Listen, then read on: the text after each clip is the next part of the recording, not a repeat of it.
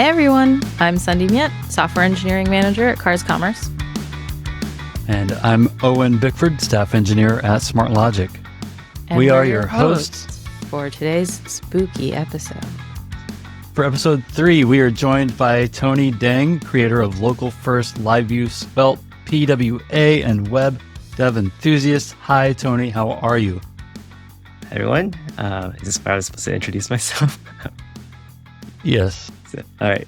Hi, everyone. My name is Tony. I am a web developer from the Bay Area in California. And I guess my background is that I used to be a mechanical engineer and engineering project manager for about 10 years. And it was around 2020 when I decided I needed a break and a change. I decided to self-teach myself programming.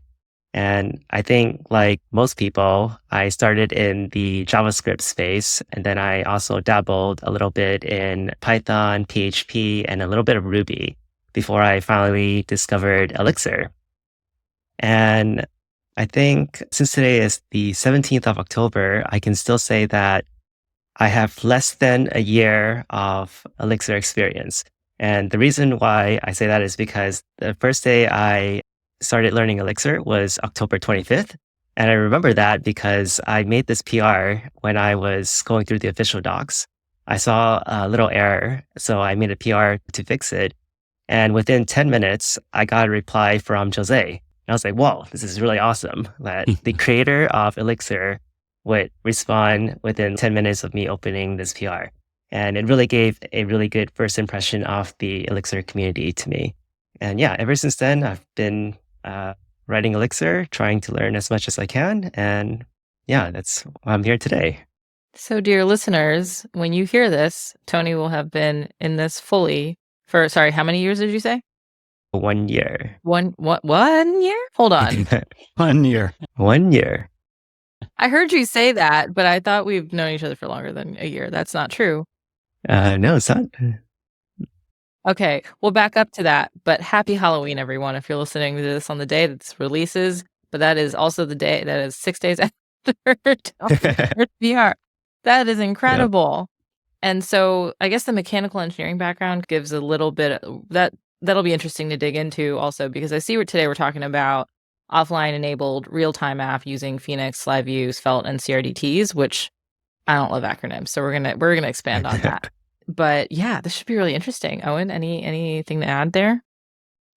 Yeah, actually, so if you're watching us on YouTube, welcome to the party. This is Halloween. Happy Halloween.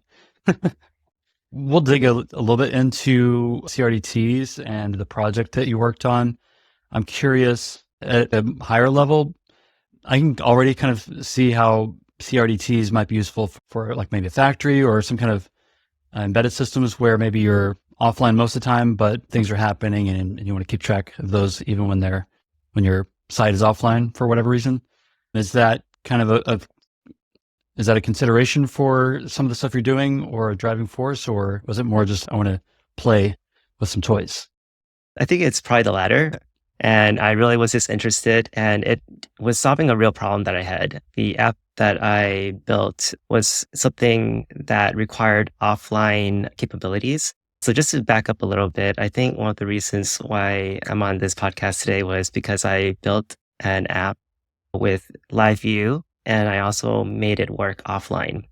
And this app, for some background, is a to-do app. So it seems like a very simple thing, right? A simple to-do app. However, the reason why I wanted to make it work offline is because the to-do app is an app that I actually use personally myself. And I happen to live in an apartment complex where every day I would have to go up and down this elevator. And every single time I go up and down the elevator to enter and leave the building, I would lose internet connection. And also when I'm in the parking garage, no cell reception. And usually I just happen to always be on my phone checking off my to-do list as I'm going down this elevator. And the fact that it doesn't work really annoyed me. This is an app that I built before I built my offline version. And it was just an app that I built in JavaScript. But when I was learning Phoenix LiveView, I decided I wanted to rebuild the app, but also make it work offline. So that was the impetus for making an app that worked offline using CRDTs, is because I had this issue that I was trying to solve. Okay, let this go on too long. You got to define that acronym. We need a segment. Define that acronym. All right, so CRDTs, it stands for Conflict-Free Replicated Data Type. And honestly, it sounds like a big mouthful. I think I can try to explain it. So let's get back to first what the problem is, right? The problem that CRDTs solves is, let's say you have a Google Doc that the three of us are collaborating on. And let's say at some point in time, we all get disconnected from the internet. So we're all working on this Google Doc, but we're all offline. So I make some changes, Sundi makes some changes, Owen makes some changes. And now we all have different changes locally. And then what happens when we all reconnect, right? When we all reconnect, now we have three different states that may or may not be in sync with each other. And that is the problem that CRDTs try to solve, is how do you merge all of these changes in a way that results in no conflicts? And there are many ways, there are many different CRDT algorithms out there, but one of the simplest ways, the most simple CRDT example I have would be, let's say I edit the document at 1 p.m. and then Sundi edits it at 2, and then Owen edits it at 3 p.m. So one possible algorithm is to just use last write wins. So in this case, Owen's changes will win because he edited the document at the latest timestamp. So hopefully that explains CRDTs a little bit better. Yeah, I think so. Okay, so backing it up a little bit, you're going into an elevator. You're losing your internet service or just cell service. Can't make it through your to-do app. Why would you, I guess this is a silly question maybe, but like why would you even attempt to make a to-do app in an application that traditionally cannot work without internet connection? Like why even go that route? And I think the answer to that is simply because I was in a state where I wanted to learn Phoenix and LiveView, and I could build my app with some other technology, but I wanted to learn Phoenix and LiveView. And it just so happens that I have this other issue that I have to solve at the same time. So that's the reason. Okay, because for context for the audience, when Tony first presented this application, I was like, you are brand new to Elixir, and you're literally doing the thing that the technology says it can't do. You were attempting to do it. And I was like, that is the boldest thing. And I love it. And I was like, we have to have a conversation about this. So what did you learn while going through that?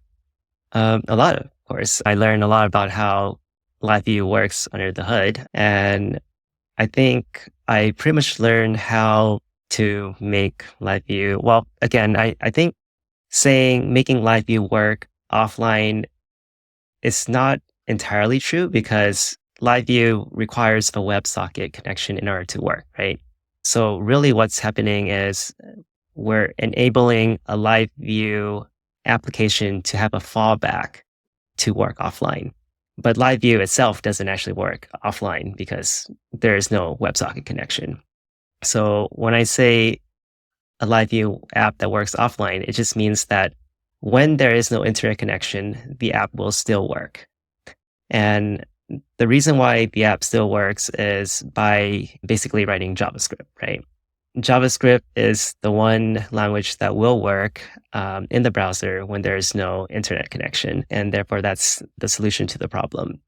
And in my app, I particularly use a framework called Svelte. And the reason why I use that framework was because there's a library out there called Svelte. And this library is made by another community member named Walt. And he basically was able to get Svelte and LiveView working seamlessly together so that you can write a Svelte component in JavaScript, but you can update it using the socket assigns from LiveView. And because the integration was so seamless, it allowed me to use Svelte, but it also allowed me to learn LiveView at the same time. I think you're touching on a couple of things. I know that, what LiveView was debuted 2017, 2018, if I remember correctly, like in its kind of demo form. And it probably had been in progress. Work had been done, I'm sure, for at least a year before that. And one of the first things I think we all understood was that, and the pitch was, we're trying to simplify the stack, write more code in a single language so that you're not having to cross the transom and context switch between languages. That's the selling point for us as developers. There were a couple of limitations that came with it. Offline support is a no-go, just because everything you said. In order to have a LiveView, you got to be connected to the WebSocket, and you can't have a WebSocket if you're not online. And also, at least initially, this was an effort to reduce or eliminate almost all the JavaScript that you would have to write.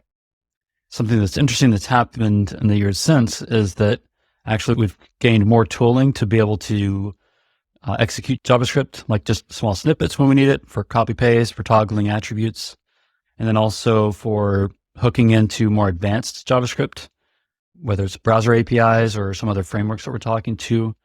So I think what's interesting here is that you're also pushing the boundaries on, as a brand new Elixir developer, on what a LiveView application can do whenever it can't talk to the server. And this is something that we've seen, I think even at ElixirConf, Jose had part of his talk was dedicated to a sync kind of prototype that he was experimenting with. Have you looked at that repo at all? Do you know anything about, is there some rhyming that's happening with what you did and sync and live Svelte? Yeah, so unfortunately, I haven't had the chance to look. I know about the talk. I saw it, but I'm still waiting for the talk to be released, actually. So I haven't had the chance to look at it. I did see that the repo was released, though, but I haven't had the chance to take a look at it yet, unfortunately. Okay. We'll have a link in the show notes here. It's archived. So I think our understanding is that this was kind of a pitch to the community, here's some things we can do. This is not officially being developed. It was maybe a weekend project or whatever. And we'll kind of see if someone picks it up to carry it forward. But yeah, so I guess one thing that I think we as developers like to do sometimes is shove to the side some concerns that we don't think our users are going to encounter. So offline mode is one of those concerns. A lot of us in our community particularly are probably guilty, and including myself, of saying, oh, offline mode isn't important. Any application that's valuable, that's worth using, needs to work. We get all these benefits from being online. But you raise one great example of, here's the thing I have to do every day, and I just can't use some of these apps when I'm offline because I'm on an elevator. I can think of some other examples where you might have either just you might be fully offline for a while, or you might have intermittent connectivity. So are there kind of other scenarios you can imagine where we have a real problem to solve, aside from just on the elevator for a few minutes? So I followed the local first space a lot, and it's a community of people who basically are trying to build everything offline as much as possible.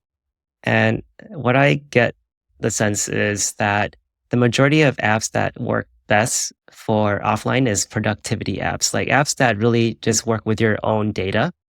And those are the apps that are basically the best for being offline, because you don't need to worry about making a transaction to buy something, for example. Those kind of apps, like e-commerce apps, of course, you can't have offline, right? You can't buy things when you're offline without validating your credit card. I'm sure someone might be thinking, maybe it is possible, right? Maybe you can make the purchase and then later on the transaction goes through later on. Maybe that is possible. But generally, I would say that apps that work with productivity software, or maybe music apps, for example, right? Those would be perfect use cases for an offline app. I think even a shopping cart, you might not be able to execute the purchase, and nothing's going to happen if you hit a buy button. But if you're offline, maybe you can edit your cart. Maybe you've got a cache of some items that you could add, or remove things from your cart. I think there's a potential here for, if we're not writing our entire application to be offline, there might still be slices of an application that could benefit from some of these technical bits. Yeah, most definitely. Because the nice thing about offline local first apps is that the feedback is instantaneous, right? Because when we are building something offline, it means that we are writing to a local database, which means anything we do should have instant feedback. And that makes for a very good user experience. Of course, it also comes with some downsides in terms of development. For example, now we have to worry about the conflicting state, right? Because your example with the shopping cart, let's say someone were to make updates on their shopping cart locally, but later on they open up another browser, then their shopping cart might not be in sync. So there's like issues like that that come up as well. So it's nice when it works, but it is also quite difficult to make working as well. Yeah, I'm curious. So I was watching speed running the video where you're showing the LiveView and database syncing from the browser and the server, and so there may be some technical bits in there that I haven't caught yet. But I'm curious how much you have to replicate either state, like schemas. Like, do you have to like define your schema on the server and then also define it in Svelte? Like, how much duplication are you getting back into by supporting offline? Yeah, so there's actually not much duplication at all, because in the app that I built, I am using a library called Yjs. So Yjs is a CRDT library originally built in JavaScript. And it basically comes with this data structure that keeps the state of your app. And this entire data structure is just sent to the server. So there is actually no duplication. So I am not making a different, for example, Actile schema or anything to keep this data. Everything is actually stored as a Yjs document. So there is actually no duplication. That being said, though, I would say that the app that I built does have some flaws in terms of performance.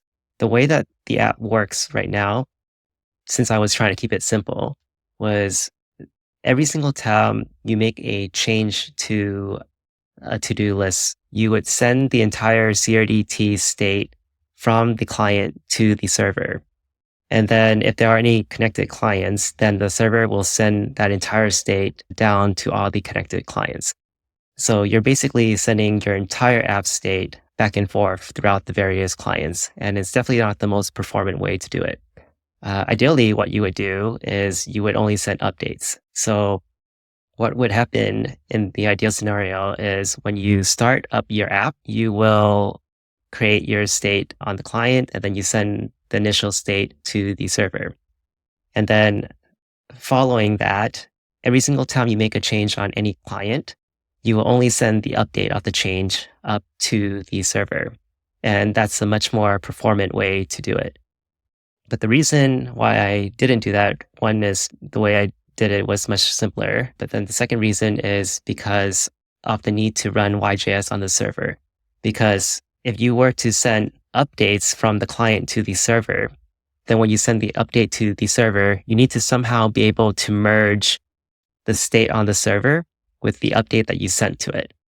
And this would be possible if you can run Yjs on the server side. And it is possible to run Yjs server side because you can run the JavaScript library server side. But at the time in which I made the app that I did, there was no Elixir port. Since then, though, as of, I think a couple of weeks ago, there was another community member who made a Yjs port to Elixir. Besides the JavaScript port, there's actually a Rust port of Yjs that was also made by the creator of the original JavaScript Yjs version. And the Elixir port is actually a wrapper around the Rust port so that you can run the Rust version of Yjs on an Elixir server. How recent was that? So that was like a couple weeks ago when I first learned of the library, the Elixir port. Okay, cool. Yeah. So I haven't implemented this in my app yet. I'm just saying that if I were to do it again today, I would probably pursue that solution. It's funny that happened to me in the past year. We did some work to There's a package that we're using for generating, let's say, PDFs. And the way we had written all the templates was not compatible with that package. Did a bunch of work, probably took 2 months to like kind of refactor things so it would support that version. Literally the next week, they announced support for everything that we had in the system originally. So it's kind of funny. You just have to laugh once you've spent a bunch of engineering time kind of shoehorning things into the thing, and then they obviate all the work you just did. Laughing is better than crying, Owen.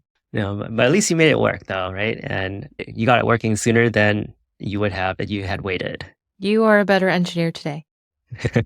Yes. Maybe. That's how you have to look at those. Yeah, I was just thinking off this one Joel Armstrong quote. I'm not sure if you're familiar. The one that goes, first make it work, then make it beautiful, then make it fast, right? So I think that quote really resonates with me because in the app that I made it work. So it works offline, and I made it aesthetically pleasing to myself so I can use it, but it's not the most performant. But I've been using this app pretty much weekly since I made it, and I think I first released it in about February of this year, so I don't know how long that has been. And I haven't had any issues really performance-wise. One thing that is happening is that the payload size of the data going back and forth through the WebSocket is definitely growing as the more I use the app. However, everything is still working fine. And honestly, I feel like I want to push to see how far I can go with the app as is before I need to make any performance optimizations. Cool. Yeah. So you talked about the simple algorithm, last write wins. I've done a little bit of reading up on CRDTs over the past few weeks as well, and local first development, finding the same thing that you're finding. Like, yeah, it works great for, I think an obvious easy use case is like single user productivity apps. Linear.app is actually a project management tool that I think has gained a lot of success as a local first app. And that even supports teams of people, I think. I'm curious, there are other algorithms. Could you touch on maybe some other technical solutions you might need to consider for maybe last write when isn't the thing you actually need for a particular feature? Are there alternatives to that? There are alternatives, but I'll be honest that I am completely not an expert in this. So I also just started looking a couple things up before this podcast, so I'm aware, but I am definitely not an expert. So the one I know the most is the last write wins because before using the Yjs library, I actually implemented my own CRDT using a last write win algorithm. And then when I switched over, so let me back up. The reason why I switched over to Yjs was because as I was writing my algorithm, I realized that it was getting very complex to make sure you hit all the edge cases. And not only that, you have to make it performant. And a battle-tested library like Yjs pretty much did all the work already, and I didn't want to have to reinvent the wheel. I have not since looked at many other solutions. First up, besides Yjs, there are a lot of other CRDT solutions in the community, but I would say the two most popular ones at the moment are Yjs and another library called AutoMerge. And in terms of how they implement their CRDTs, though, I am actually not aware of the exact algorithm they use behind the scenes. So I really can't say much about that. Sundi, did you know that you've been using CRDTs this whole time? No, but that's kind of the truth of everything that's got an acronym. I don't know if I'm using it. If I remember correctly, there's some portion of the LiveView stack. I don't know if it's like Presence or PubSub or if it's actually on LiveView itself that has some CRDTs to manage state and updates over time. Do you remember, Tony, where that might be? Yes, I believe it's part of the Phoenix presence that there is some CRDTs being used for that feature of Phoenix. Right. Okay. Yep. The other piece that it's kind of like a mental tab in my mind that I'm going to come back and open again. is hybrid logical clocks. One problem that you'll run into is we're talking about essentially a distributed system. You got all these computers that are using your application. They need to synchronize with each other. You could just assume that the computer's clock is accurate. And then whenever you get all these events, once they reconnect, then you have to figure out which ones are in order. But of course, those clocks are not trustworthy. They may be just inherently inaccurate. There's drift. There's people can edit their clocks and stuff.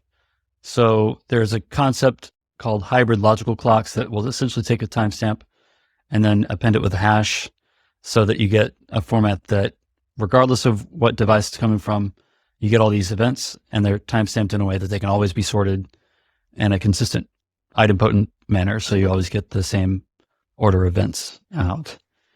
Is that something? It sounds like that might be something you could roll into this application potentially if you were to like expand it to grow to more users potentially. Is that something that's been on your radar? Honestly, no, because I actually feel that the YJS algorithm as is already is working really well. So I don't think there is a need to move on to any other CRDT structures, at least for this application. Honestly, a to-do app is quite simple, right? Right. There's not really like there's not too many issues with like merge conflicts. Because for example, like in Git, right? When we have two different branches and we do a merge and we get a merge conflict, it is because maybe it is the commit that we made in the past that is actually the one we want to keep and not the one that we made in the future, which is the latest one. Whereas I think with YJS, if something is made in the future, it is going to win. And I feel like with a to-do app, most likely that is what you would like as well. But I can see for other apps, you might not want the one that happened in the past to win.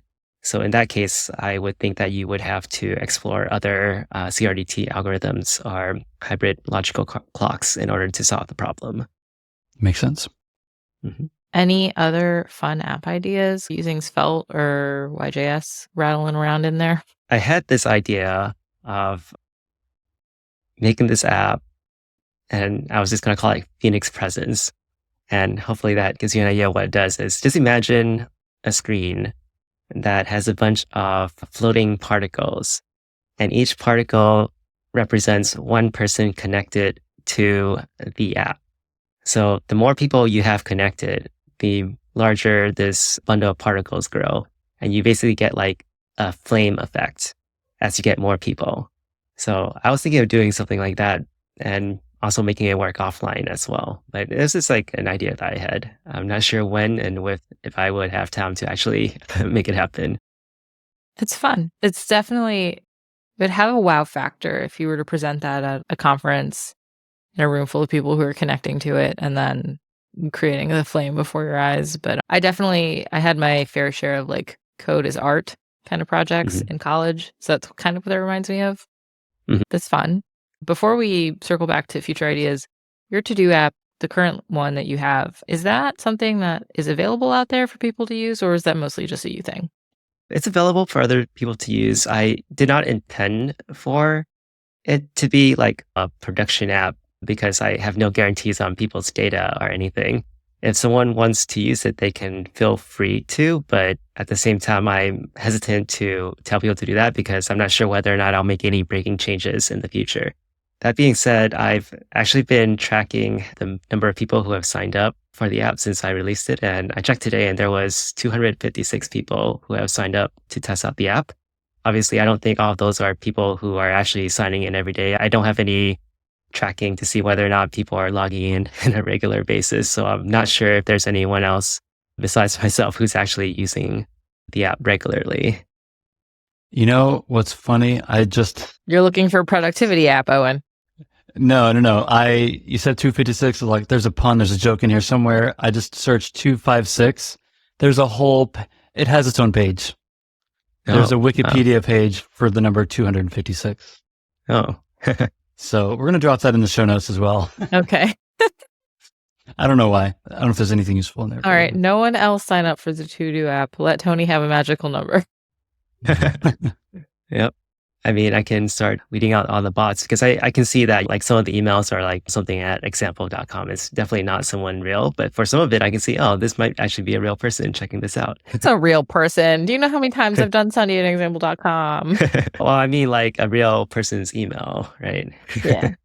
But no, it's cool to see that. I wasn't expecting to have so many people sign up, and it was good to see that this caught a lot of people's interest.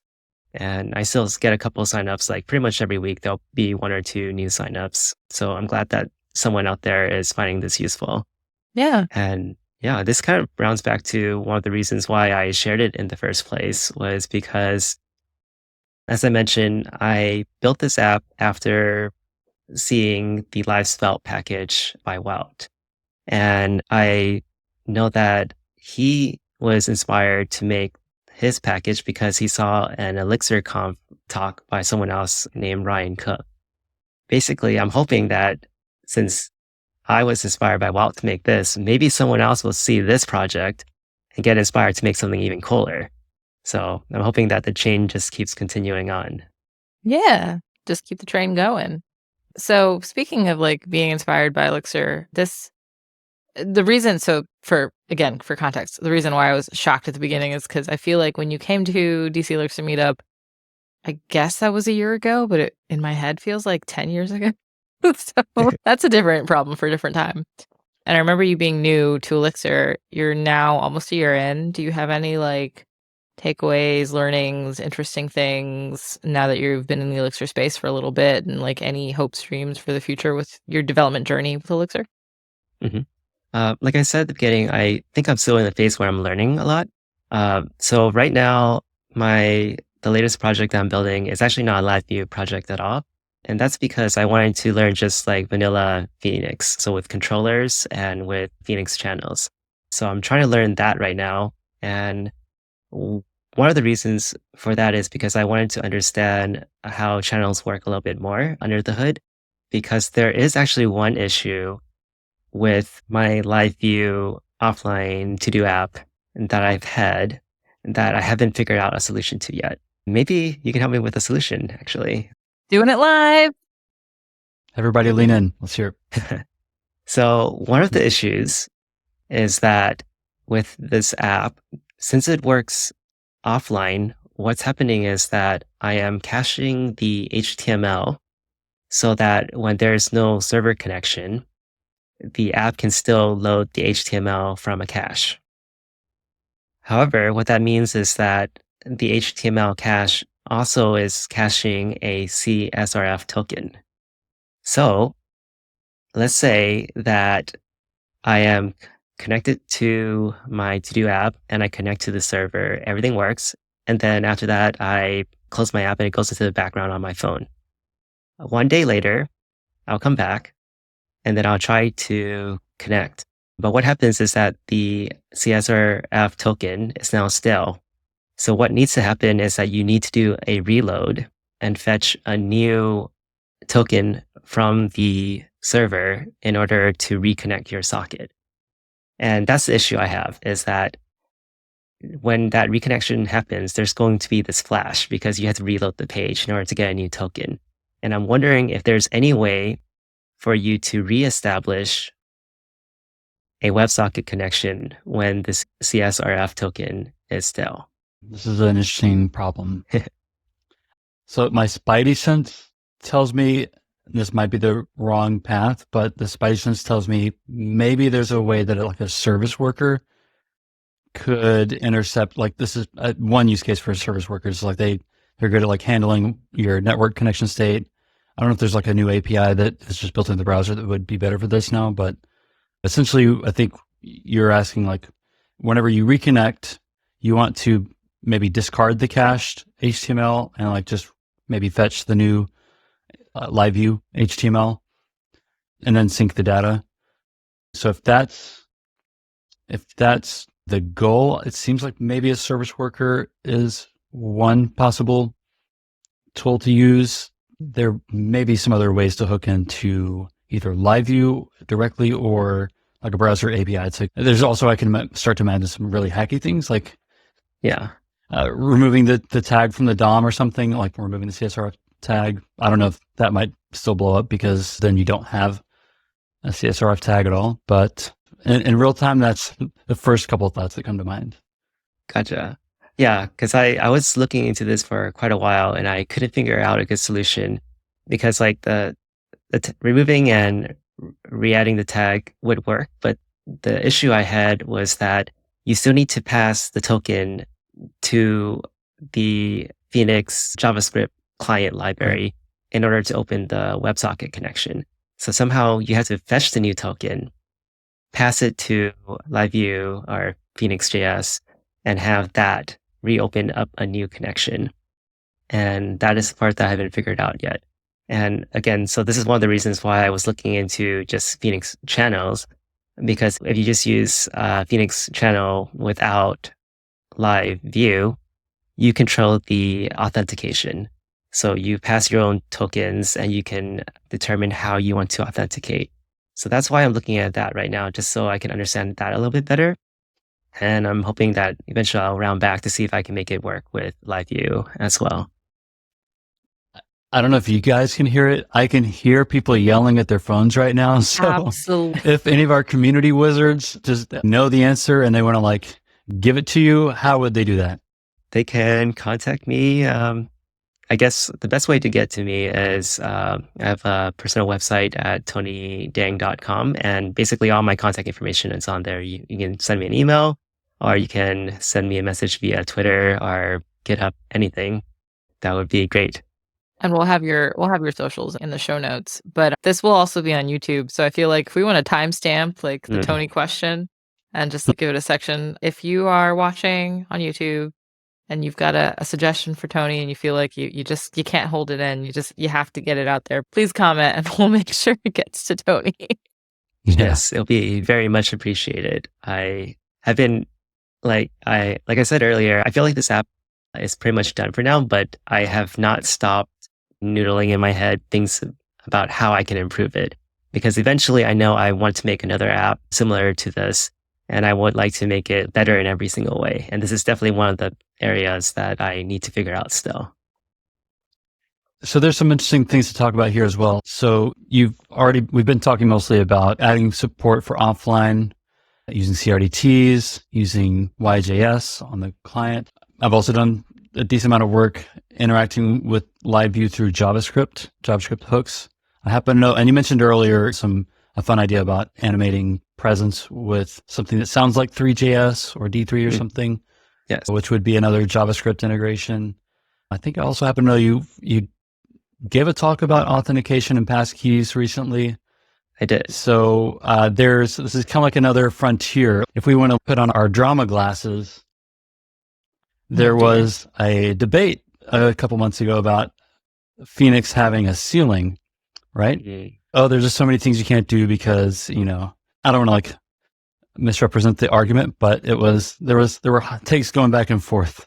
Blog posts were written about we have all these tools in LiveView for interacting with JavaScript because sometimes you need the escape hatch, and that's what Elixir is really great at, is letting you reach out to other tools whenever you really need it. Can you speak a little bit about your experience looking for tools, like when you know you need to reach for JavaScript or interact with something just outside of LiveView? So when I would need to reach for JavaScript outside of LiveView, for me personally, since I have a strong background in JavaScript, I pretty much defer to actually building my front end using JavaScript. For example, in the app that I built, the way it works is that I pretty much pass, once it hits the front end, Svelte is pretty much the driver.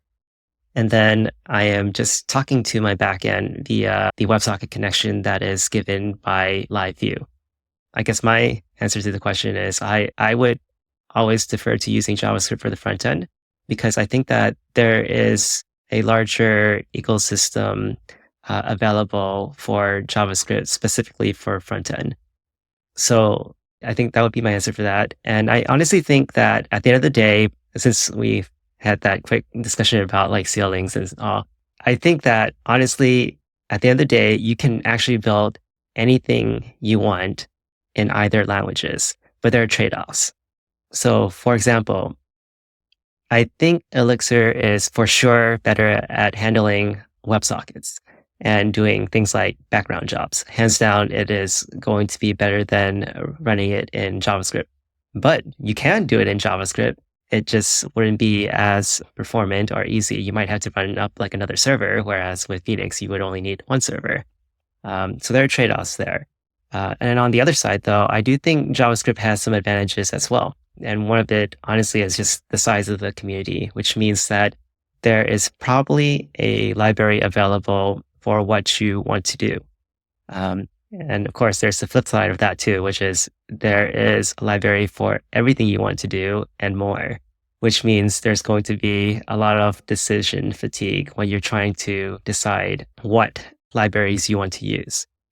And this kind of actually comes back to one of the reasons why I ended up at Elixir in the first place. So like, as I said, I have a really long background in JavaScript. And one of the reasons why I started looking elsewhere was because I was getting a little bit tired of the decisions that I had to make in order to start an app in JavaScript.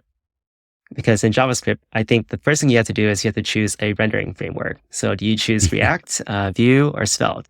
After that, you have to choose your meta framework. Are you familiar with meta framework? So like after React, you had to choose, do you want to use Next.js or Remix? Or do you want to use SvelteKit, Astro? The list goes on and on. And then after that, you have to decide, okay, what's your auth package going to be? What's your ORM? And as you can see, there's a lot of decisions you have to make in JavaScript, which is why I started looking for more batteries included frameworks. And in the web dev community, I believe the three that I know of are Rails, Laravel, and then there was Phoenix. And honestly tried all three, and I just ended up really liking Phoenix. And one of the reasons for Phoenix is because, like I said, the WebSocket support I think is the best out of any framework I've seen.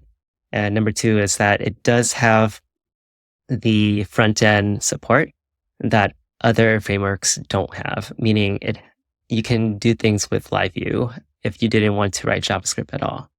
But at the same time, you do have the option to use JavaScript if you want via the JavaScript hooks. It gives you the way to escape into JavaScript if you do want to.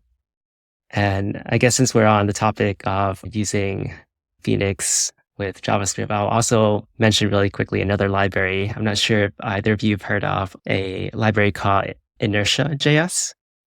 Heard of it, not used it, but yeah, tell us about Inertia. Okay, so Inertia is actually a library that was born from the Laravel community. And what it allows you to do is use any backend you want. So you can use Rails, you can use Laravel, or you use Phoenix. And you're able to use the router from the Phoenix framework. But when you render out your page from a controller, it actually renders out a JavaScript component. So on the front end, you can use React, you can use Vue, you can use Svelte, you can use whatever.